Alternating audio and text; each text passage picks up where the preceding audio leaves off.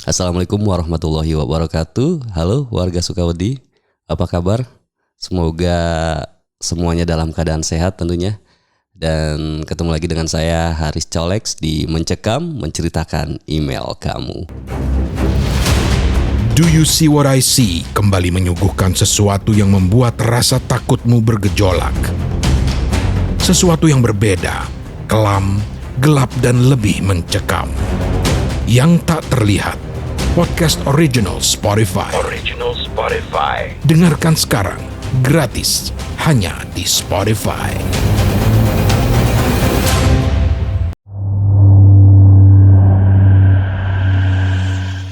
Di depan rumah Pak RT ya, yang berada di muka gang itu ada sebuah gerobak mie ayam yang baru saja mangkal selama beberapa hari. Yang berjualan sepasang suami istri ya. Mungkin usianya sekitar separuh baya lah ya, sekitar 45 dan 50 tahunan lah. Kata orang-orang sih, mie ayamnya enak, ayamnya banyak, mie-nya pulen katanya. Dan saya yang pecinta mie ayam jadi kan tertarik gitu ya buat coba. Dan kebetulan sore itu saya sama seorang teman datang ke warung gerobak mie ayam ya. Nama yang tertera di gerobaknya adalah mie ayam Pak D dan Bude. Di dalam warung tersedia beberapa kursi plastik ya, meja yang gak begitu panjang dan tentunya gerobak mie ayamnya ya. Saya lihat pria yang dipanggil Pak D itu mengenakan baju koko warna putih dan celana kain, celana bahan ya. Sementara istrinya mengenakan atasan kemeja kotak-kotak dan celana bahan yang digulung hingga ke dengkul kalau nggak salah saat itu ya. Jilbab putih sedikit miring mungkin ya karena beliau banyak kerjaan ya.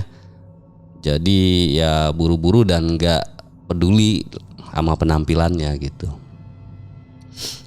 Waktu itu kami masih nunggu tuh Pak D bikin mie ayamnya. Dan saat itu ada sebuah bahan yang habis. Kalau nggak salah saus tomatnya habis waktu itu ya. Dan karena nggak sabar ya, jadi saya nggak ngomong tuh ke Pak D. Kalau nggak ada nggak apa-apa Pak D. Tapi Pak D maksa dan nyuruh istrinya untuk beli saus tomat gitu. Istrinya nunggu Pak D ngasih duit. Setelah dikasih duit, Bude jalan menuju minimarket yang gak begitu jauh dari warung gerobak mie ayamnya ya. Beberapa menit berlalu, saya dan teman saya masih sibuk tuh dengan handphone ya, mencoba buat sabar ya menunggu mie ayam karena penasaran dan udah lapar sih sebenarnya. Bude datang bawa sebotol saus tomat. Ya memang sih saus tomatnya mungkin beda dengan apa yang diminta sama Pak Ade ya, sama suaminya. Jadi Pak Ade ini marah. Setelah marah, bahu Bude tuh didorong gitu. Saya waktu itu bener-bener kaget ya, terkejut gitu. Jadi saya waktu itu sampai gak nafsu buat makan mie ayam gitu. Jadi saya bilang aja tuh ke Pak Ade ya, dibungkus aja Pak Ade. Saya mau pulang buru-buru, takut anak saya nangis. Jadi saya alasan gitu aja ya. Pak Ade ngebungkus mie ayam itu. Dan semenjak saat itu, setelah tahu Pak D orangnya kasar dan temperamental ya sama istrinya gitu, saya jadi nggak pernah lagi tuh beli mie ayam di situ. Ketika pulang kerja selepas maghrib, kadang sepasang suami istri itu lagi duduk melamun menunggu pembeli-pembeli gitu. Ketika baru buka sih, mie ayam itu rame banget ya dan sangat laris gitu. Untuk masalah rasa sih, mie ayam itu nggak perlu diragukan lah ya. Kualitas dan rasanya udah beneran enak lah. Tapi mungkin karena kelakuan Pak D ke Bude ya, jadi yang buat orang-orang tuh males gitu untuk jajan mie ayam di warung itu gitu.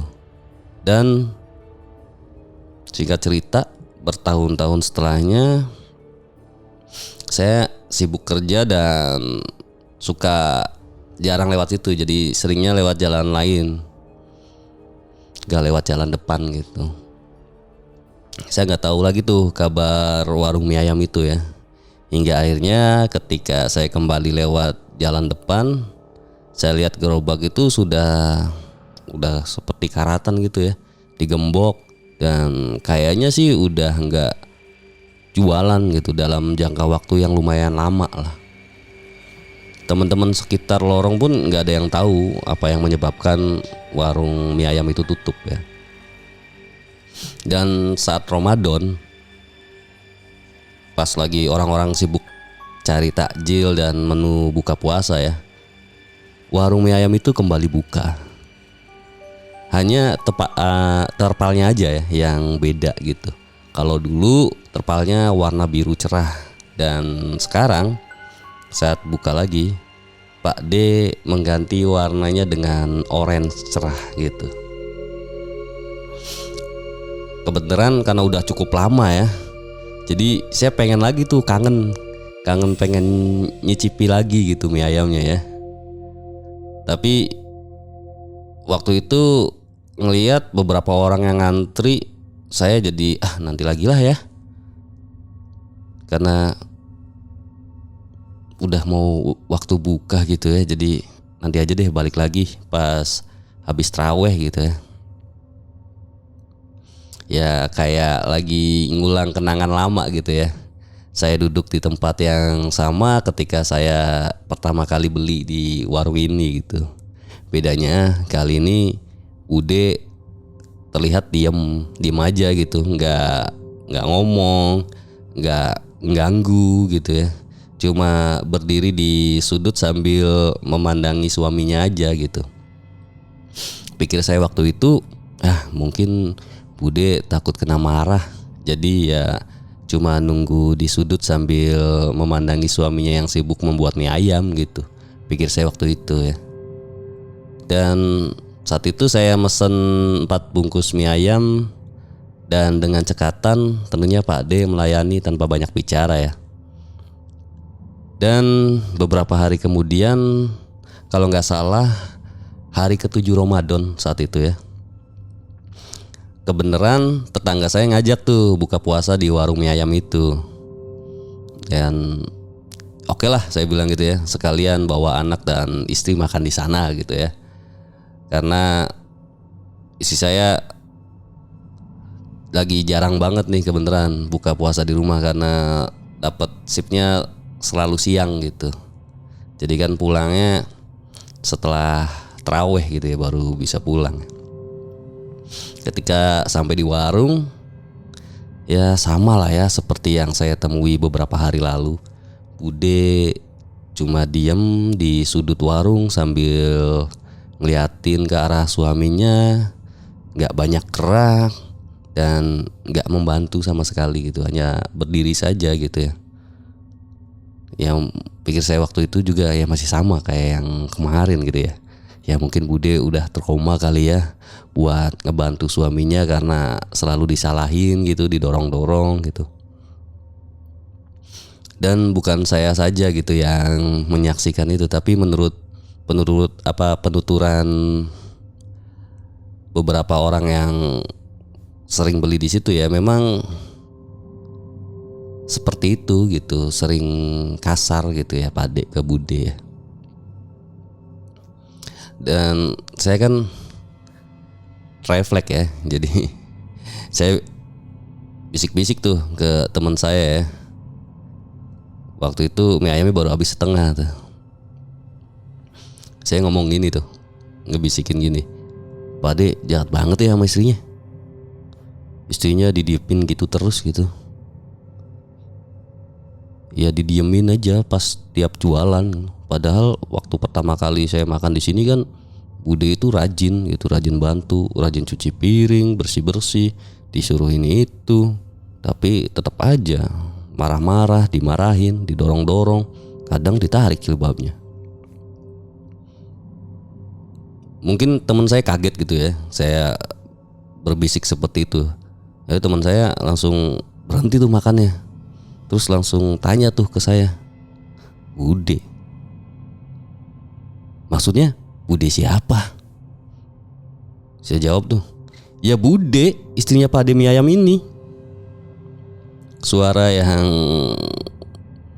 sedikit lumayan besar ya, karena refleks aja gitu. Jadi suara saya sedikit lumayan kenceng gitu buat. Jadi Pak D tuh noleh ke arah saya. Jadi cuma ngeliatin doang terus lalu melanjutkan kembali aktivitasnya. Teman saya buru-buru makan. Lalu kami berlari menuju minimarket saat itu ya untuk beli minuman. Dan saya ninggalin anak sama istri saya yang masih makan di sana gitu. Terus di perjalanan teman saya nanya, jadi yang kamu lihat di warung mie ayam itu apa gitu. Terus saya jawab kan, Bude lah di belakang Pak De, tapi agak di sudut. Bude tuh selalu nungguin Pak De, tapi bajunya nggak pernah ganti. Mungkin takut kali ya. Soalnya waktu pertama kali saya makan di sini, Bude itu dimarah-marahin sama Pak De. Ingat nggak waktu itu? Terus teman saya jawab tuh, tapi Bude tuh udah meninggal, udah lama. Saya kan kaget ya. Ah, masa sih? Deh, nggak usah bercanda, kata teman saya nggak bercanda, udah lama. Kalau nggak salah waktu Pak D yang tutup lama banget tuh. Mungkin orang yang kamu lihat tuh cuma menyerupai Bude. Ya mungkin makhluk lain yang ambil wujud dan rupanya Bude. Lalu dari situ saya kembali nggak pernah lagi tuh makan mie ayamnya Pak D. Nggak tahu kenapa sih ya. Ketika tahu Bude meninggal dunia gitu, saya selalu saja gitu teringat perlakuan Pak D ke Bude gitu. Dan singkat cerita, nggak lama kemudian gitu, selepas bulan Ramadan, mie ayam Pak D tutup lagi. Dan bertahun-tahun setelahnya, sampai warung itu dibongkar dan gerobaknya nggak tahu kemana gitu, Pak D nggak pernah terlihat lagi.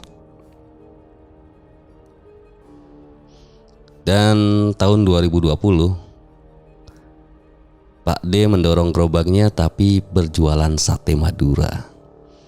Ya wajahnya terus saja menyeringai, memanggil-manggil pelanggan. Tapi nggak tahu kenapa orang-orang kayaknya sungkan gitu untuk mampir dan membeli satenya. Ya termasuk saya gitu. Ya nggak tahu kenapa senyum menyeringai Pak D itu bener-bener, ya maaf ya, cukup memuakkan bagi saya. Sehingga ketika saya memandanginya, saya selalu saja teringat perlakuan Pak D ke Bude. Baik, warga Sukawati, itu tadi mencekam untuk hari ini. Semoga bisa menghibur tentunya. Dan untuk warga Sukawati yang ingin ikut berbagi cerita pengalamannya, bisa kirim saja ke podcast.ceritahoror@gmail.com, baik itu dengan rekaman audio atau dengan tulisan. Saya Haris Colex pamit. Wassalamualaikum warahmatullahi wabarakatuh. Do You See What I See kembali menyuguhkan sesuatu yang membuat rasa takutmu bergejolak. Sesuatu yang berbeda, kelam, gelap dan lebih mencekam. Yang tak terlihat. Podcast Original Spotify. Dengarkan sekarang, gratis, hanya di Spotify.